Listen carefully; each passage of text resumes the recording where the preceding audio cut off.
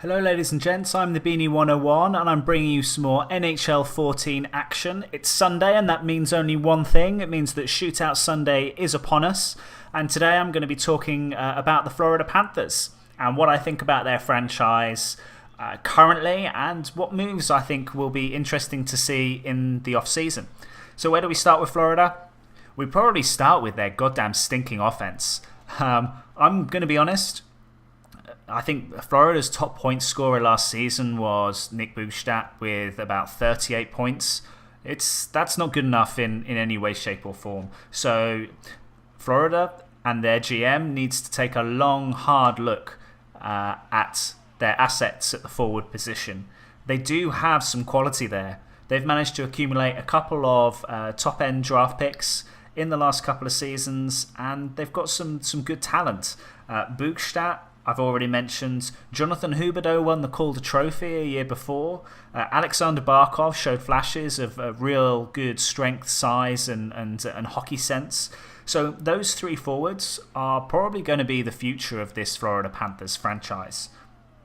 What are they surrounding them with at the moment? Well, you've got players like Fleischmann, Scotty Upshall, Bergenheim, Kopecky boys. They're all players that probably lack a bit of size and lack a bit of grit, but they're okay players that are sort of partway through their career, towards the back end of their career, and they can provide an okay sort of supporting cast. They need to build out some real grit on their third and fourth lines, I feel, and it'd be interesting to see if they can pick up any elite talent in free agency. Florida are nowhere near the cap. So they could potentially make a bit of a splash in free agency and pick up, I don't know, who are the interesting forwards in free agency that might benefit Florida? Maybe a Paul Stastny, a Ryan Callahan maybe would provide some real good leadership for them. And maybe some more gritty players and some hard-working players like, I don't know, Lee Stepniak, someone like that. Be interesting to see who they go for. But one of the other interesting things is that it looks like Florida are actively touting their first round pick. So if it's on the table, and I don't know quite how much they're pushing wanting to trade it, but it's certainly up for discussion. If they can get a good piece in a trade for the first pick, yeah, you do it. I think that Florida have enough, certainly up front in terms of youth and top level talent, to be able to potentially use that first round pick to get some real good pieces to help their squad out. Their blue line is one of the places that I feel that they are sorely lacking. They've got a stinker of a contract on Brian Campbell, who I think is tied up for the next 4 or 5 years at a cap hit of $7.5 million. It's a real stinker, especially considering the season that he had last year. He wasn't up to his usual standards, and he's never been a defense-orientated D-man anyway. He's supposed to be providing you your offense, and the way that the Florida Panthers offense was this season, it's very easy to say that he had a down year.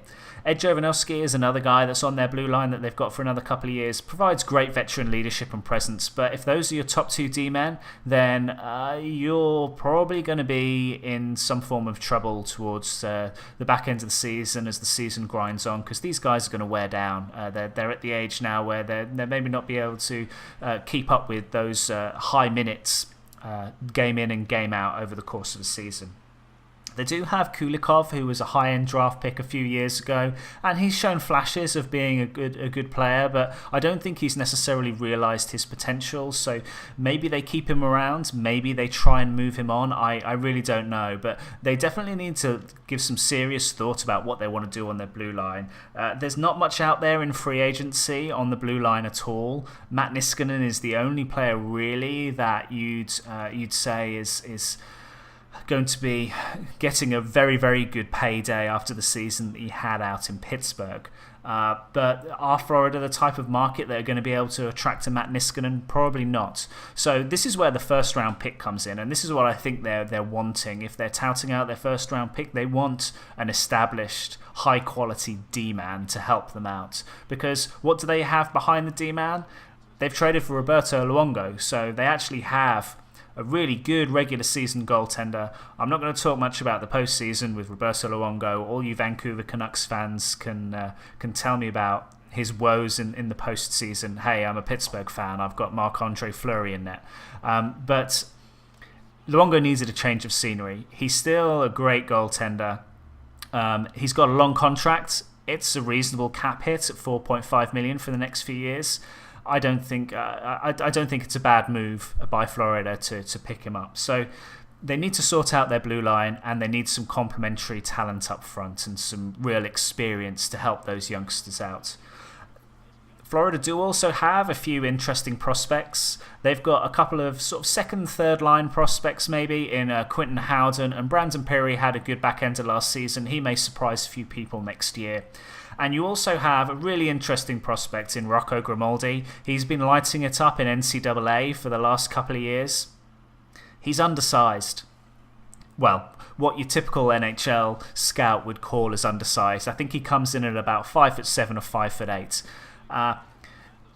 I'm torn. It's a similar situation to Joey Gaudreau in Calgary, and Calgary threw him in towards the back end of the season, and he did well. And in the World Juniors and all those kind of things, Joey Gaudreau's performed fantastically. Grimaldi is maybe not in quite the same mould as Joey Gaudreau, but he's an interesting prospect and a high-level prospect at that. I think in the post-lockout era of the NHL, size is not necessarily as important as it once was. So Grimaldi, I hope, is given every opportunity in the world to succeed, because it could be a real asset for Florida going forward. But that's what I think about the Florida Panthers. They need to make some moves at the draft and make some moves in free agency to get themselves back into a competitive state of mind.